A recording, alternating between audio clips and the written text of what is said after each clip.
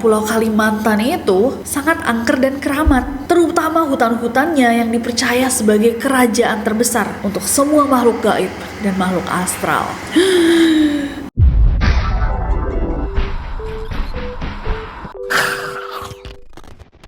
Hey guys, it's Nasi and welcome back to Neror. Kalau kalian belum subscribe ke channel ini, jangan lupa klik tombol subscribe-nya di bawah. Sekalian, link untuk merch Neror, She's About to Go Down, juga ada di bawah. Hari ini lagi-lagi kita akan membahas salah satu tempat di Indonesia. Di video-video sebelumnya seru banget untuk bacain komentar-komentar kalian, neroris-neroris di kota-kota yang kita bahas, memberikan lebih banyak informasi, testimoni, berdiskusi dan juga bercerita tentang kota kalian. Dan aku senang banget bisa menjelajahi lorong horor di daerah-daerah Indonesia bersama kalian neroris. Dan hari ini kita akan menyelam di dalam dunia misteri Kalimantan Timur dan IKN. Apakah benar tempat yang digadang-gadang sebagai ibu kota baru Republik Indonesia menyimpan sejuta misteri?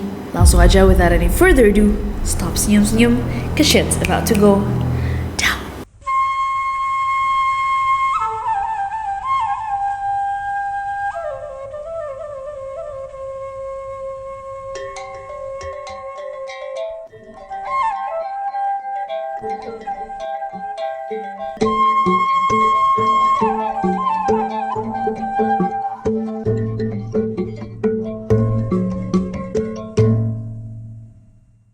Kalimantan Timur adalah salah satu dari 5 provinsi yang ada di Pulau Kalimantan, Indonesia. Beribu kota Samarinda, Kalimantan Timur memiliki luas total sebesar 127.346,92 km persegi. Tapi meskipun wilayahnya besar banget, menariknya Kalimantan Timur juga merupakan wilayah dengan kepadatan terendah keempat di Indonesia, guys. Jadi wilayahnya besar, tapi orangnya nggak sebanyak itu. Nah, wilayah Kalimantan Timur itu emang dulunya adalah hutan hujan tropis. Dan sejarahnya panjang banget karena pernah memiliki beberapa kerajaan, seperti Kerajaan Kutai Martapura, Kesultanan Kutai Kartanegara Ing Martapura, Kesultanan Pasir, dan Kesultanan Berau. Nah, sebelum dilakukan pemekaran pada tahun 2012, 5 suku bangsa terbesar yang ada di Kalimantan Timur itu adalah suku Jawa, Bugis, Banjar, Dayak, dan Kutai. Nah, Kalimantan Timur sendiri itu memiliki 10 kabupaten atau kota, salah satunya adalah Kabupaten Penajam Pasar Utara dan Kabupaten Kutai Kartanegara. Lokasi didirikannya Ibu Kota Nusantara atau IKN, yang dalam visinya akan menjadi ibu kota dari negara Indonesia. Nah, seperti daerah-daerah yang sebelumnya kita bahas di Neror, guys, Kalimantan Timur beserta IKN juga menyimpan sejarah yang panjang sekali dan indah sekali dalam legenda horor yang dipercaya sama masyarakat. Inilah kepercayaan dan cerita-cerita mistis dari Kalimantan Timur dan juga IKN. Langsung aja.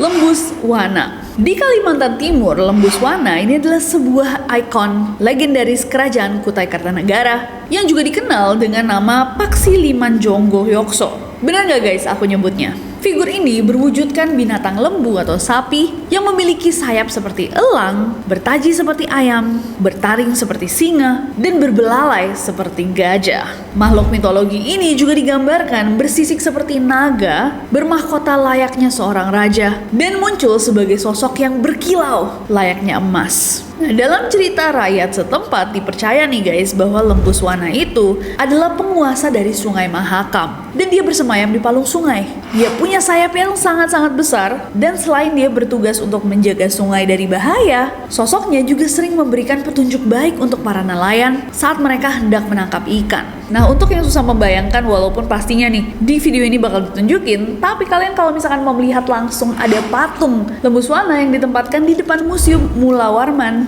di Tenggarong dan juga di Pulau Kumala. Nah, ngomong-ngomong tentang sungai yang dijaga, Sungai Mahakam itu juga sangat menarik guys. Sungainya ini memiliki panjang sekitar 920 km dan paling menariknya adalah di sungai ini guys, ada satu spesies mamalia air yang hampir punah. Dia adalah spesies mamalia ikan air tawar yang emang ditemukannya di Sungai Mahakam ini guys, dikenal sebagai pesut Mahakam. Semoga nggak jadi punah ya. Dan luasnya Sungai Mahakam ini tentunya menyimpan berbagai cerita-cerita legendaris, cerita-cerita mistis yang dipercaya oleh masyarakat. Salah satunya adalah misteri ular naga yang dipercaya menghuni sungai sejak zaman dulu. Konon tengah malam di tahun 1980-an ada seekor naga yang pernah muncul ke permukaan Sungai Mahakam. Wujudnya besar banget, matanya terang, dan masyarakat sekitar kaget banget ngelihat sosok ini. Walaupun tidak pernah ya bisa dikonfirmasi dengan bukti-bukti karena pada saat itu nggak ada yang pada punya iPhone dan Android yang langsung siap menangkap gambar. Tapi pengalaman orang-orang yang melihat ular naga ini naik ke permukaan itu diceritakan turun-temurun.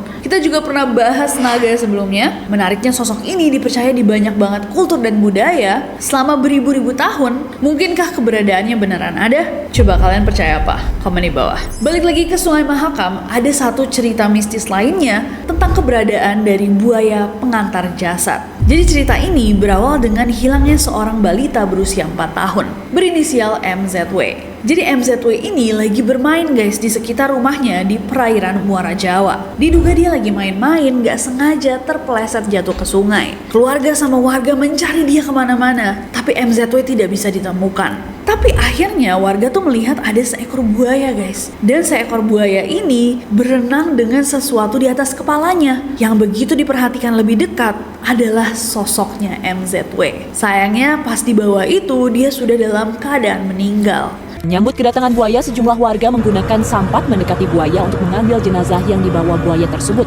Usai jenazah dievakuasi, buaya itu menghilang kembali berenang ke tengah sungai. Petugas juga memastikan jenazah korban dalam kondisi utuh. Usai diterima keluarga korban, jenazah balita malang ini langsung dimakamkan. Nah, banyak yang awalnya berasumsi bahwa mungkin saja dia digigit sama buaya. Tapi anehnya guys, pas diteliti ternyata tidak ditemukan adanya luka atau di jasadnya MZW, dan orang-orang sekitar bilang bahwa memang masyarakat asli Kalimantan itu memiliki hubungan spesial kekerabatan dengan buaya. Jadi mereka percaya bahwa buaya itu tidak akan mencoba untuk memangsa warga asli. Dan video proses pengantarannya MZW ini sempat viral banget di media sosial, sampai membuat sang buaya mendapatkan julukan buaya pengantar jasad. What do you guys think? Coba komen.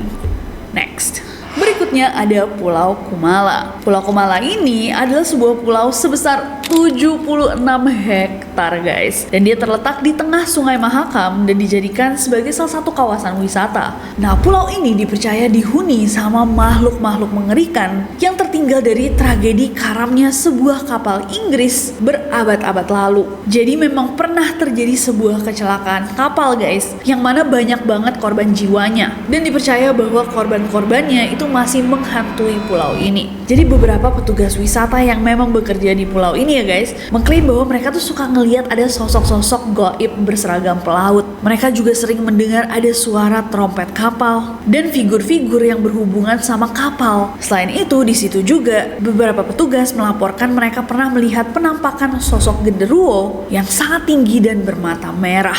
Sosok ini biasanya berkeliaran di dekat tempat penginapan dan dianggap sebagai penguasa dari Pulau Kumala. Coba guys, yang pernah menginap di sana, apakah benar ada hawa-hawa horor ketika menginap? Atau ada yang pernah melihat sosok genderuwo ini? Komen di bawah. Cerita lain datang dari Amir, seorang tukang kebun yang pernah bekerja di sana. Konon saat dia sedang berkebun, Amir itu tiba-tiba melihat ada sebuah gua, a cave opening, yang sebelumnya dia nggak pernah lihat. Penasaran dong, kok dia udah kerja di sini lama nggak pernah ngelihat ada gua di situ. Masuklah Amir ke dalam gua tersebut. Anehnya ketika dia masuk, Amir nggak ngerasa kayak dia lagi ada di dalam gua, melainkan seakan dia baru saja masuk ke dalam kabin kapal. Jadi pas dia masuk ke gua itu dia kaget banget. Mungkin dia berekspektasi untuk ngelihat kelelawar, batu-batuan di kanan kiri, crystals, tapi malah dia berada di dalam sebuah lorong gelap yang kanan kirinya itu ada kamar-kamar. Bahkan di depan salah satu kamar, Amir nggak sengaja mendengar ada perbincangan di dalam guys. Suara orang ngobrol, tapi ngobrolnya nggak pakai bahasa Indonesia. Bahasanya tuh bahasa asing.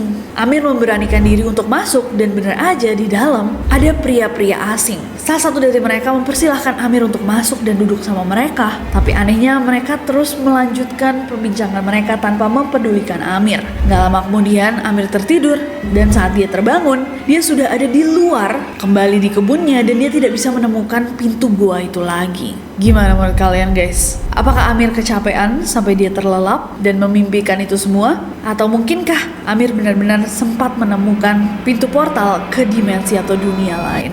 Gimana menurut kalian? Next, hutan Kutai Kartanegara. Jadi, ada beberapa jenis hutan, dari hutan lindung, hutan tanaman industri, dan juga hutan kota. Nah, di tengah rimbunnya nih guys, hutan-hutan ini dengan jenis tanaman yang berbeda-beda, ada beberapa kisah orang hilang akibat tersesat secara misterius. Seperti pada Juli tahun 2022 lalu, ada seorang pria berusia 52 tahun bernama Mak Pong yang dilaporkan hilang pada saat dia mau mengambil jerat rusa yang sudah dia pasang. Hilangnya Mak Pong ini dianggap sama kepala desa sebagai peristiwa mistis karena banyak kejanggalan. Gimana bisa sampai dianggap bahwa ini pasti penjelasannya mistis? Jadi, Mak Pong ini hilang di lokasi yang dianggap mestinya mudah banget untuk ditemukan karena dikelilingi sama jalan raya. Tapi ketika orang-orang yang dikirim untuk mencari dia memanggil namanya, para pencari bukannya mendengar suara Mak Pong yang membalas, malah mendengar suara-suara ketukan dari dalam pohon besar. Bahkan ada 7 orang dari pihak keluarganya Mak Pong yang ikut mencari, itu 7-7-nya tersesat. Katanya kalau 1 orang saja yang tersesat itu wajar, tapi ini 7 orang ikut hilang, dan dari keterangan mereka ini saat ingin kembali memutari tempat yang sama. Akhirnya karena tidak juga ditemukan guys, 7 orang ini hilang ditambah sama Mak Pong. Keluarga melapor ke tim SAR dan akhirnya ke-7 orang ini ditemukan dengan bantuan drone. Tapi Mak Pong masih belum bisa ditemukan. Dilakukanlah sebuah ritual namanya ritual Besawai dengan memberikan sesajen berupa ketan dan kelapa. Ada juga yang mendorong nasi serta telur ke dalam hutan dan juga menyiram air suci. Tapi sampai pencarian tim SAR itu selesai, Mak Pong itu masih belum bisa ditemukan. Tokoh adat yang akhirnya dibawa sama keluarga untuk mencari Mak Pong mengatakan bahwa Mak Pong sudah tidak ada di dalam hutan.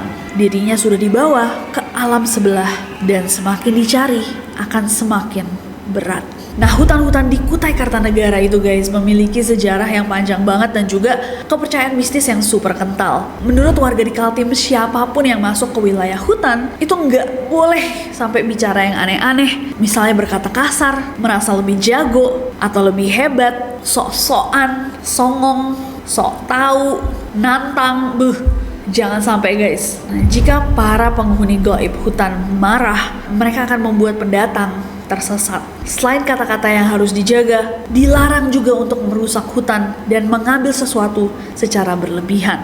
Pernah ada kejadian seorang petugas kehutanan datang untuk memetakan hutan desa dengan membuka akses di pinggir hutan dan memotong semak belukar yang ada di pinggir jalan. Dia tebas tuh semuanya menggunakan parang, dan saat dia asik menebas, tiba-tiba parangnya itu lepas dari gagangnya. Jadi dia kayak pak-pak-tak, lepas parangnya, dan logikanya parang yang berat itu mesti jatuh ke bawah dong guys, bisa langsung diambil, tapi parangnya hilang. Jadi menurut warga-warga yang pada saat itu ada, ya udah parang tersebut diambil sama penghuni hutan. Mungkin karena mengganggu, mungkin karena too much, terlalu banyak yang dipotong, terlalu banyak yang ditebas. Intinya kalau mereka merasa kamu overstepping, lancang, mereka tidak segan-segan menegaskan peran mereka.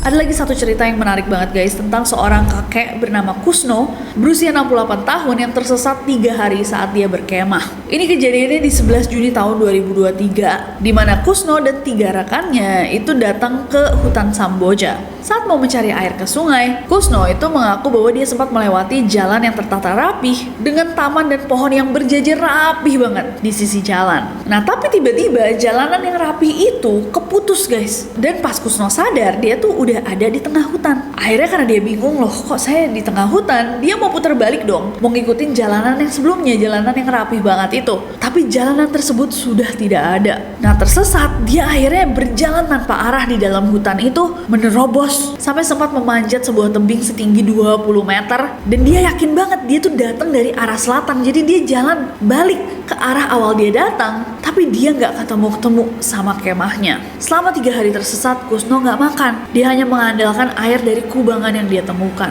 Meskipun dia sempat menghubungi istri dan juga tim SAR, di hari pertama dan kedua pencarian dia nggak bisa ditemukan. Sampai akhirnya di hari ketiga, untungnya dia berhasil ditemukan sedang terduduk di bawah pohon. Nah, kalau menurut tim SAR, Kusno ini ya nggak tahu medan aja. Toh ini pertama kalinya dia kemah di wilayah situ. Tapi saat dimintai keterangan, Kusno bilang bahwa enggak, dia itu disesatkan. Karena memang ternyata dia tuh sempat lancang. Dia sempat bilang, ketika dia takut terus didengar sesuatu, dia sempat bilang, jangan macam-macam. Kalau ada apa-apa, aku habisi kalian. Gitu. Apakah kelancangannya yang membuat dia disesatkan? Atau seperti tim SAR bilang, Dia hanya belum kenal medannya. Gimana menurut kalian, Eraris? Coba komen. Oh, sebelum next, FYI dipercaya nih guys, salah satu cara agar tidak tersesat dan diganggu sama penghuni hutan di hutan Kutai Kartanegara adalah dengan membawa cermin. Apparently karena cermin itu bisa memantulkan wajah asli atau bentuk asli, penghuni gaib itu tidak bisa menipu seseorang yang mencari pandangannya melalui cermin. Interesting.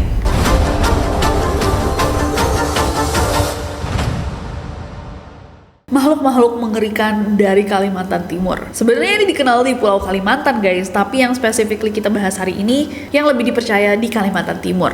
Kuyang. Pasti Neraris udah familiar dengan makhluk yang satu ini. Kuyang ini adalah makhluk yang paling dikenal di Kalimantan Timur, dan dia dikenal sebagai wanita cantik dengan rambut panjang.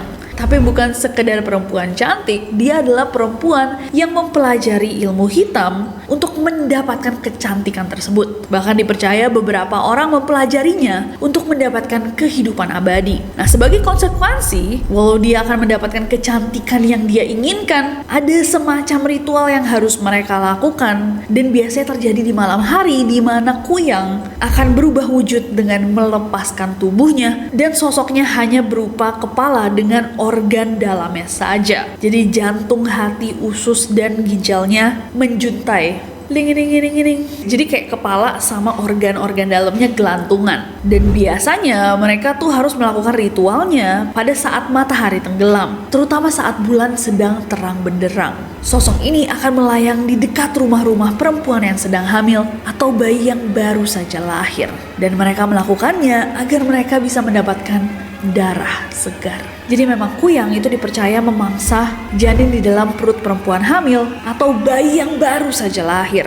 Gilanya, di siang hari, perempuan-perempuan Kuyang ini akan menjalani kehidupan seperti orang lainnya. Mereka terlihat normal, bahkan terlihat lebih cantik dari dulunya akibat ilmu hitam yang mereka terapkan. Tapi yang membedakan adalah mereka akan memiliki semacam garis berwarna hitam melingkar di lehernya. Mungkin itu adalah garis di mana ya kepalanya akan stay sementara badannya lepas. Nah, agar nggak ketahuan sama orang-orang bahwa mereka itu Kuyang, biasanya Kuyang tuh sering mengenakan kain panjang atau selendang untuk menutupi leher mereka. Jadi hati-hati kalau ngelihat perempuan cantik banget, cakep banget, tapi selalu mengenakan selendang hanya untuk menutupi lehernya.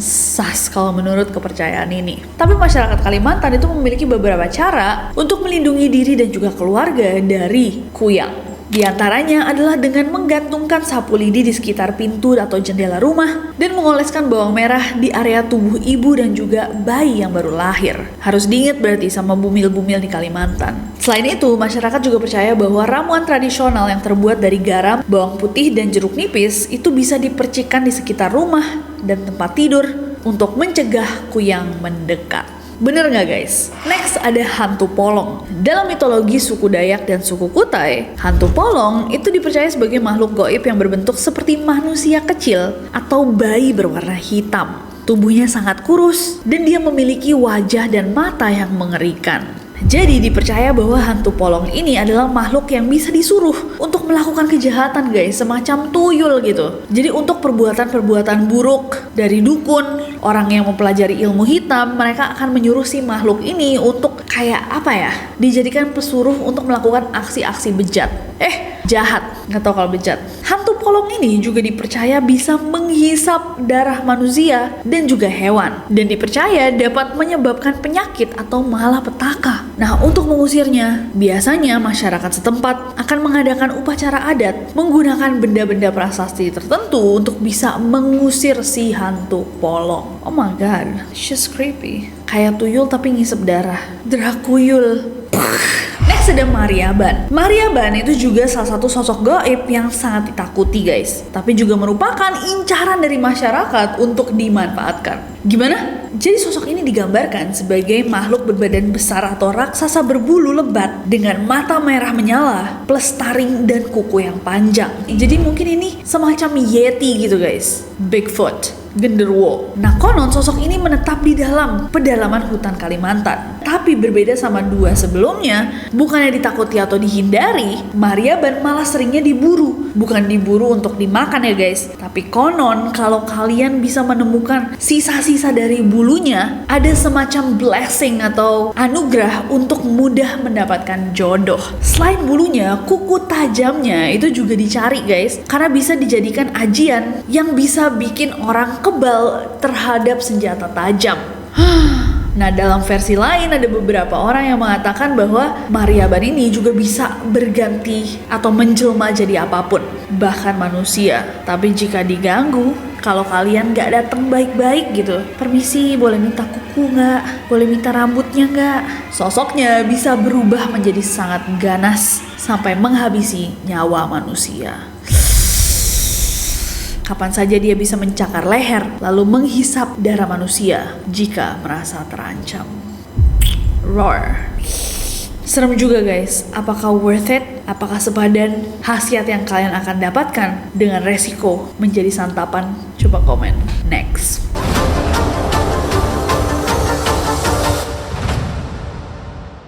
Next kita bahas our future ibu kota, IKN. Ibu Kota Nusantara. Storytelling dikit tentang IKN. Dilansir dari djkn.kemenko.go.id, ide pemindahan ibu kota Jakarta itu pertama kali disampaikan sama Presiden Soekarno pada 17 Juli tahun 1957. Saat itu beliau memilih Palangkaraya di Kalimantan Tengah karena lokasinya tuh strategis di tengah Indonesia dan wilayahnya juga luas banget. Cukup luas. Nah, di tahun 90-an, di masa Orde Baru, ada wacana baru. Gimana kalau misalkan kita pindahin ibu kota kita ke Jonggol, Kabupaten Bogor. Saat Presiden SBY menjabat, mulai lagi lah rame isu ini. Karena Jakarta tuh udah lumayan overcrowded, banyak banget banjir di mana-mana, kemacetan gak masuk akal. Tapi ide-idenya belum ada yang diproses. Sampai sekarang ibu kota Indonesia masih berada di Jakarta. Baru pada 29 April tahun 2019, ide itu diproses serius sama Presiden yang menjabat pada saat itu, Presiden Joko Widodo. Jadi pada 16 Agustus 2019 dalam pidatonya, Presiden Joko Widodo menyatakan akan memindahkan ibu kota ke Pulau Kalimantan. Tepatnya di Kalimantan Timur, antara Kabupaten Kutai Kartanegara dan Kabupaten Penajam Pasar Utara. Ibu kota yang bukan hanya simbol identitas bangsa, tetapi juga representasi kemajuan bangsa. Ini demi terwujudnya pemerataan dan keadilan ekonomi. Ini demi visi Indonesia maju, Indonesia yang hidup selama-lamanya. Nah, wilayah IKN ini guys besar banget, meliputi daratan kurang lebih sebesar 252.660 hektar dan wilayah laut seluas 69.769 hektar. Pembangunannya sudah dimulai di Juli 2022, di mana dalam pembangunan tahap pertama, pemerintah tuh mendatangkan lebih dari 100.000 pekerja untuk memulai konstruksi. Nah, so far sejauh ini, selama proses pemindahan dan juga pembangunan ibu kota baru kita ini sudah ada cerita-cerita mistis, hal-hal yang di luar nalar dialami oleh para pekerja.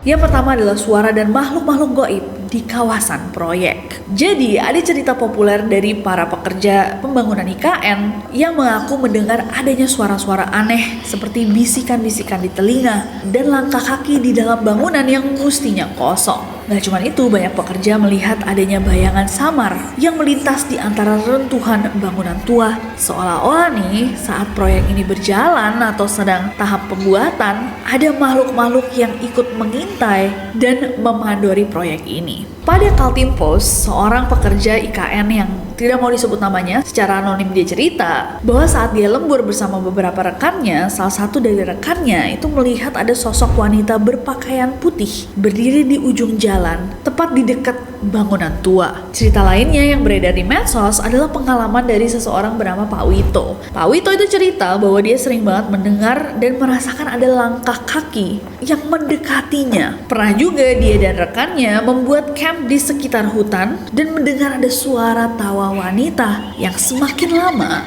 itu semakin jelas dan dekat. Di malam hari, mereka juga merasakan ada sosok hitam besar yang selalu terasa atau terlihat sedang mengawasi para pekerja. Di siang hari para pekerja mencoba untuk melupakan, tapi masih terasa seperti ada yang mengawasi mereka. Hal ini membuat banyak banget pekerja menjadi cemas. Tidak sedikit juga para pekerja yang memimpikan hal-hal gila guys, hal-hal yang mengerikan. Dan karena teror-teror tersebut, banyak dari mereka yang melakukan ritual dengan menggunakan dupa dari tengah malam sampai subuh.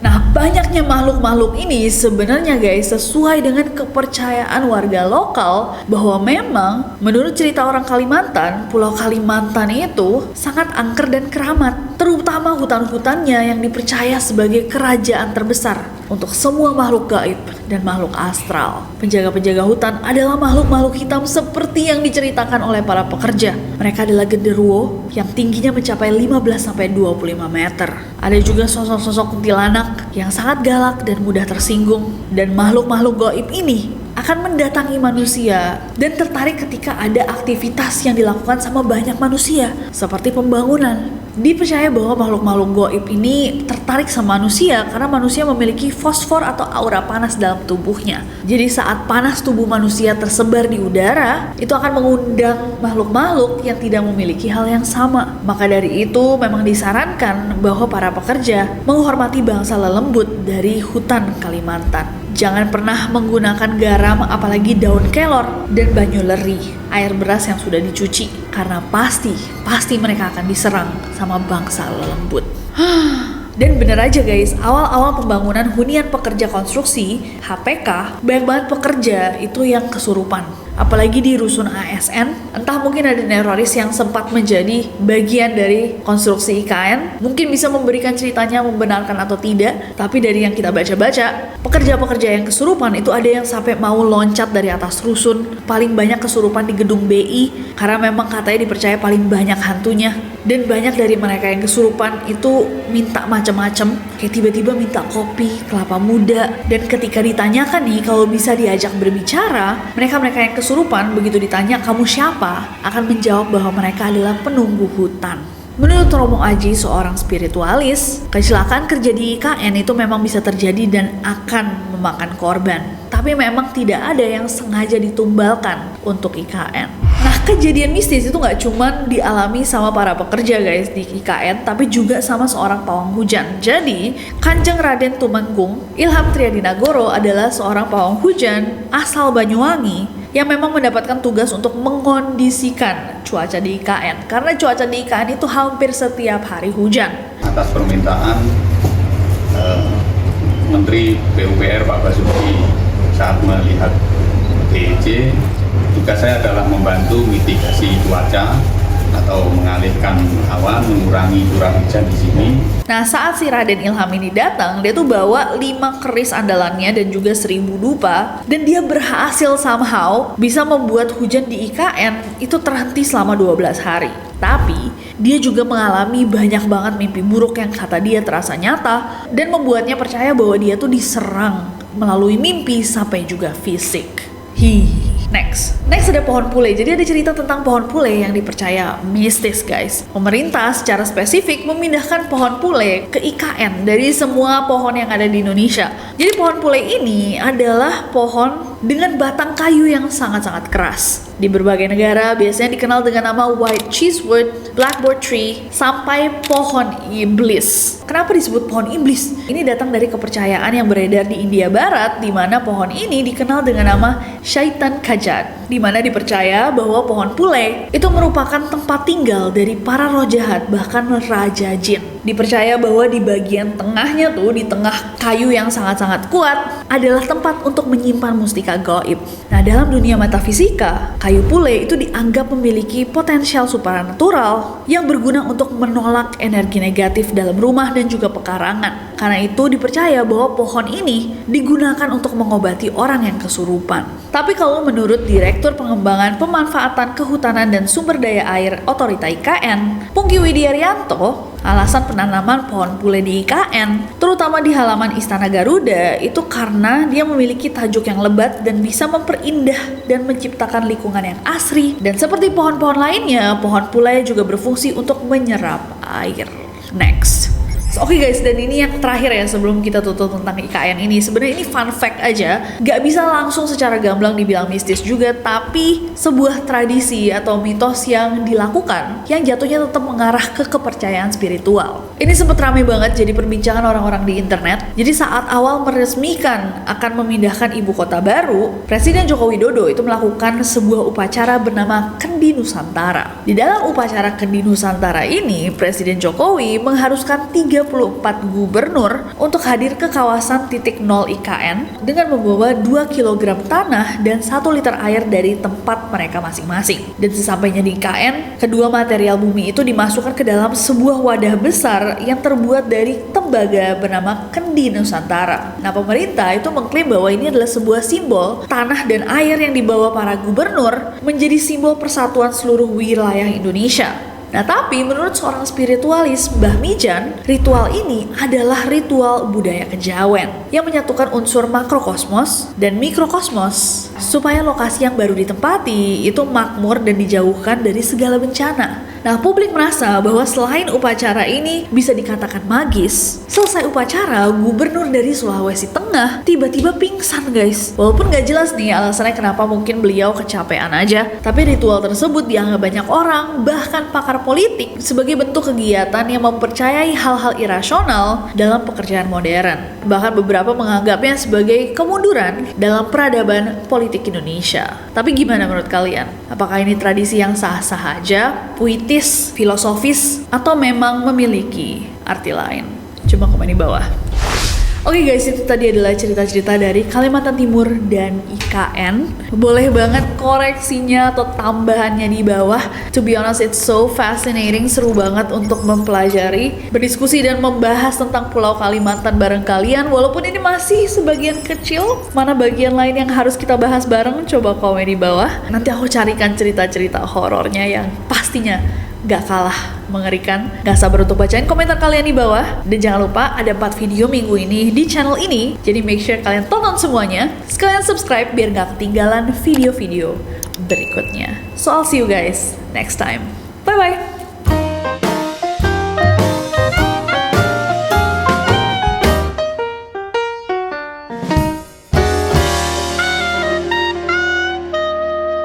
Spesies mamalia ikan air taus, susah banget ngomongnya, membuat pernah ada kejadian seorang apparently karena cermin itu bisa membantu dalam musang lagi, salah, kuyang. Drakuyul. Bagusnya Drakuyul, mendingan namanya Drakuyul. Yuk Tika, Drakuyul. Drakuyul bagus banget. Suka Drakuyul. Iya Bill, Drakuyul.id. Aduh, lucu lagi Drakuyul.